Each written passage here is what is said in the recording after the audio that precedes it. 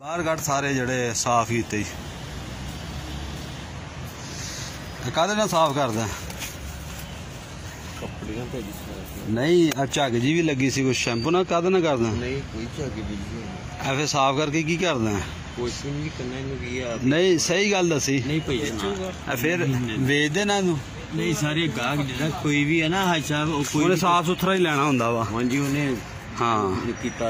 माड़ा जिहा भी लगा हो मिट्टी जूस होया जूस फिर नहीं और डब्बा भी तू कोल रखिया है ना डब्बा भी लभ लिया देखो ना सारे यानी सारे कड़ बाहर कड़ देखो ना सारे गंदे सारे साफ कर लेगा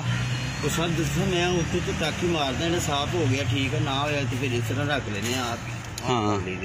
देखो ते यार तेन पता है जेडे तू मसाले हुण तू थल्लों कट्ठे कीते आ इन्हां च कई किस्म दे जरासीम होने कई मरीजां दे भी होने उत्थे जिथे बनदे आ ना जेड़ा कंडम पीस हो जांदा नहीं कंडम तां नहीं है यूज होए होए ने मैं सर वही तुहानूं दसदा ना भी जेडे फैक्ट्री दे विच माल कचरा यार फैक्ट्री का नहीं है माल जैनवन गल कर कि तेन मसा थलों सारे कट्ठे नजर आते ना यूज होए ने नजर आते भाई ओही दसन दिया ना इस्तेमाल होए ने ना इस्तेमाल गंदे आ इस वास्ते भी इस्तेमाल कह लो जिस तरह जिस चीजा यार तू सीधी गल कर इस्तेमाल होए ने ना हाँ जी इन्हां तू साफ किदां कर रहे हैं कपड़े दे नाल बस माड़ा माड़ा कपड़ा मार रहे हैं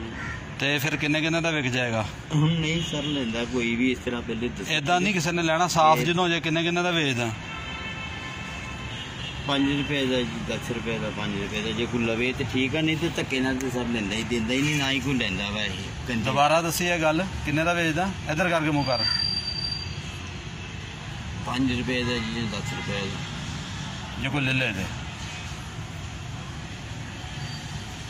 तो मेरी गल से तेन पता है किन्नी बीमारियां तू फैला रहे हैं सर मैं किहड़ा कोई इस्तेमाल भी माड़ा अपना की तेरा